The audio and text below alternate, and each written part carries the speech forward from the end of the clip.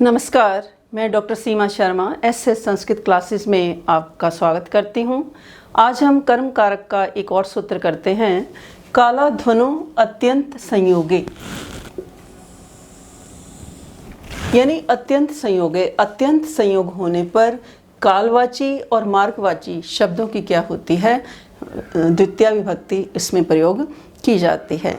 यथा वाक्य क्या है हमारा कि जैसे स मासम अधीते, अधीते मैंने पढ़ता है कि वो मास भर कहीं पर पढ़ रहा है बैठा हुआ, मासम अधीते, तो एक महीने भर पढ़ता है वह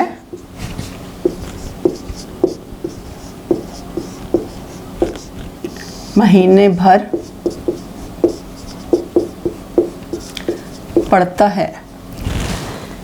यानी जहाँ पर अत्यंत संयोग हो वहाँ पर कालवाची, जहाँ पर समय आ जाए, मास आ जाए, वर्ष आ जाए और या मार्ग आ जाए, तो उन शब्दों की क्या होती है, उसमें क्या होती है, दूसरी विभक्ति का उसमें प्रयोग किया जाता है। अर्थात जो भी कार्य है जब तक क्या है कि अर्थात अंत तक पूरे जो काल या जब मार्ग का हमें ज्ञान हो जाता है तो उसमें हम क्या करते हैं, दूसरी विभक्ति का प्रयोग करते हैं। तो यहाँ मासम शब्द की वो पढ़ता है, कहाँ कितना पढ़ता है, महीने भर, तो यहाँ में मासम शब्द में क्या है, द्वितीय विभक्ति का प्रयोग किया गया है। इसी तरीके से हम कहें कि स वर्षम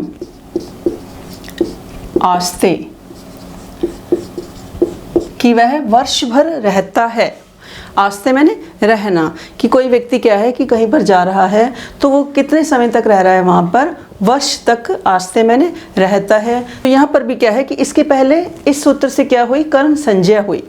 इसकी क्या हुई कि यहाँ पर जो मास शब्द है या वर्षम शब्द है, काला ध्वनो अत्यंत संयोजे से क्या हुई, पहले कर्म संज्ञा हुई और फिर कर्मणि द्वितीया से क्या है, इसमें दूसरी विभक्ति का प्रयोग किया गया। अब मार्ग का हम उदाहरण ले लेते हैं कि जैसे कोई नदी है तो कितने रास्ते तक वो टेढ़ी है। नदी क्रोशम कुटिला अस्ति, नदी क्रोशम कुटिला अस्ति, कि नदी एक कोस तक क्या है, टेढ़ी है, कोस तक, कोस भर तक नदी क्या है, टेढ़ी है। तो यहाँ पर क्रोशम शब्द क्या है हमारा, ध्वनो मैंने गति संज्ञक है, मार्गवाची है। तो उसमें क्या हो गई हमारी, इस सूत्र से क्या हुई, कर्म संज्ञा हुई और कर्मणि द्वितीया से क्या है, इसमें कर्मणि द्वितीया से दूसरी विभक्ति का प्रयोग किया गया। तो अत्यंत संयोगे काला ध्वनो, कि अत्यंत संयोग होने पर काल और मार्गवाची शब्द की क्या होती है, इस सूत्र से क्या होती है, कर्म संज्ञा होगी और कर्मणि द्वितीया से क्या है, इन सब में क्या है, दूसरी विभक्ति का प्रयोग किया जाएगा। तो ये हमारा सूत्र था, समय के को उसमें रखते कि काल और मार्गवाची शब्द में क्या होता है, दूसरी विभक्ति होती है और इसमें इस सूत्र से कर्म संज्ञा होगी और कर्मणि द्वितीया से क्या है, इन सब में मासम, वर्षम और क्रोशम में क्या है, तो दूसरी विभक्ति का प्रयोग किया जाएगा। अब हमारे 2-3 सूत्र हैं कुछ ऐसे, वो भी इसमें कर्म कारक में ही आ जाते हैं, परंतु उनकी क्या होती है, कर्म प्रवचनीय संज्ञा होती है। उनकी क्या होती है, कर्म प्रवचनीय संज्ञा सूत्र। यहाँ हम देख लेते हैं, कर्म प्रवचनीय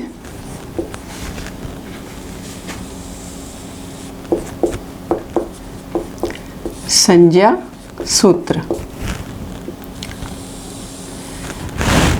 कि जैसे हम पहला सूत्र ही ले लेते हैं, पाणिनि का सूत्र है कि अनुर्लक्षणे।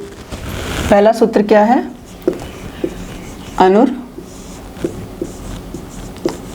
लक्षणे,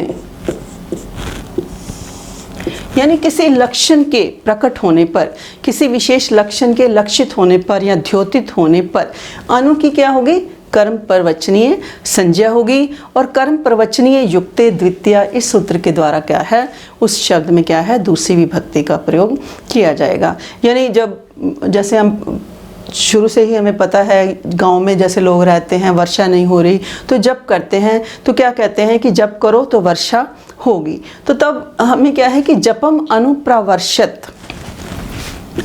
वाक्य क्या है, जपम अनु प्रवर्षत, इसको इकट्ठा भी लिख सकते हैं, हम ऐसे भी लिख सकते हैं। यानी जप के बाद वर्षा हुई, यानी एक लक्षण द्योतित हो रहा है, लक्षण हमें एक लक्षित हो रहा है कि पहले जप हुआ, जब जप समाप्त हो गया उसके बाद क्या हुई, वर्षा हुई। तो कर्म प्रवचनीय संज्ञा सूत्र अनुर्लक्षणे, तो इस सूत्र से क्या है, पहले अनु शब्द की क्या हुई, कर्म प्रवचनीय संज्ञा हुई, और फिर कर्म प्रवचनीय युक्त द्वितीया, इस सूत्र से क्या है, उसमें दूसरी विभक्ति का प्रयोग किया गया। तो जप के बाद वर्षा हुई, यानी जप जब समाप्त हो गया, समाप्त होने पर वर्षा हुई, अर्थात वर्षा क्यों हुई, जप के कारण हुई। तो यहाँ पर क्या है कि जो अनु शब्द है इसकी क्या है, कर्म प्रवचनीय अनुर्लक्षणे, अनुर्लक्षणे, इस सूत्र से क्या हुई, पहले कर्म संज्ञा हुई, किससे हुई, अनु की पहले क्या है, अनुर्लक्षणे, इस सूत्र से क्या है, कर्म संज्ञा हुई, और कर्म प्रवचनीय युक्त द्वितीया, और कर्म प्रवचनीय युक्त द्वितीया, इस सूत्र के द्वारा क्या है, इसमें दूसरी विभक्ति का प्रयोग किया गया। किसमें किया गया, जप में। तो जप के बाद वर्षा हुई, यानी हमें एक अनुमान हुआ, हमें एक पता चला कि जप जब समाप्त हो गया उसके बाद ही वर्षा हुई, यानी वर्षा का कारण क्या था, जप। तो ये हमारा कर्म प्रवचनीय संज्ञा सूत्र है अनुर्लक्षणे।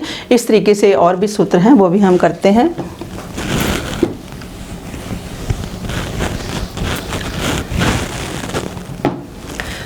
और क्या है कि हीने, हीन अर्थ में भी,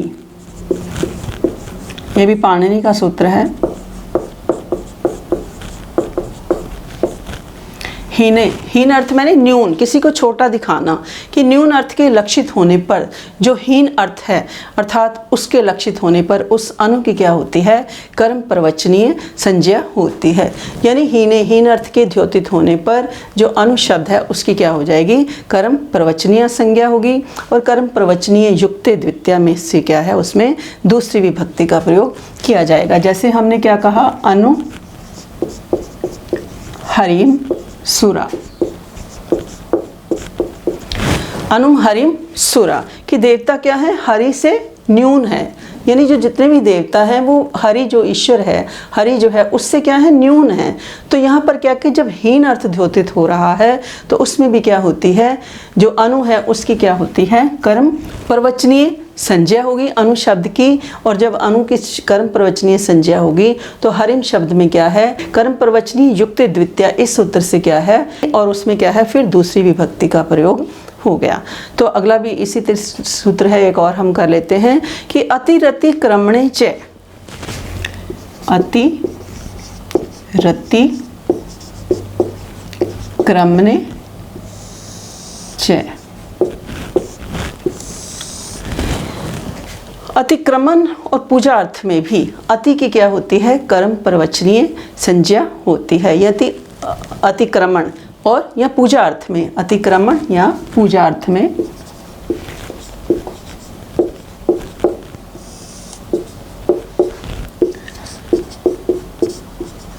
पूजा अर्थ में जो अति शब्द है इसकी क्या होगी, कर्म प्रवचनीय संज्ञा होगी। जैसे हमने वाक्य क्या लिखा कि अति देवान कृष्ण, वाक्य क्या है हमारा, अति देवान कृष्ण, कि कृष्ण क्या है, जो देवता हैं, देवताओं से बढ़कर क्या है, कृष्ण पूजनीय है, आदरणीय है। यानी वो कृष्ण जो देवताओं का अतिक्रमण कौन कर रहे हैं, कृष्ण कर रहे हैं। तो कृष्ण क्या है, देवताओं से भी अधिक पूजनीय है, अति देवान कृष्ण।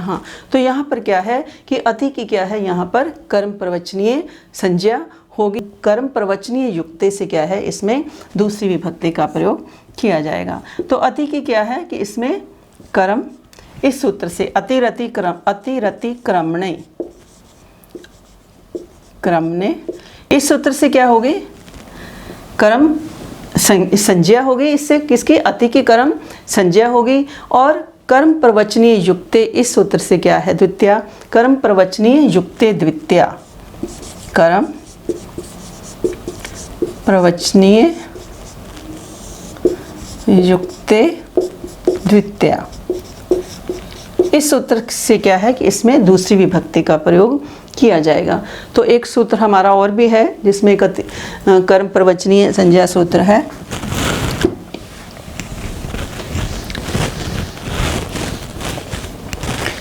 वो सूत्र हमारा क्या है कि अभि अभागे,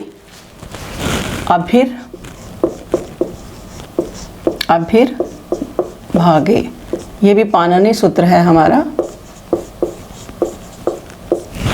अभिर भागे यानी भाग, जहाँ पर क्या है कि भाग अंश से भिन्न अर्थ में जो अभि शब्द है जिसका अर्थ वहाँ पर क्या होगा समीप, अभि का मतलब यहाँ पर क्या होगा समीप, उसकी क्या होगी कर्म प्रवचनीय संज्ञा होगी। यानी भाग अंश से भिन्न अर्थ में जो अभि शब्द है उसकी क्या होगी कर्म प्रवचनीय संज्ञा होगी। और कर्म प्रवचनीय संज्ञा जब होगी तो उसमें कर्म प्रवचनीय युक्ते द्वितीया से क्या है दूसरी विभक्ति का प्रयोग किया जाएगा। जैसे हमारा वाक्य क्या है कि भक्तो हरिम अभिवर्तते, भक्तः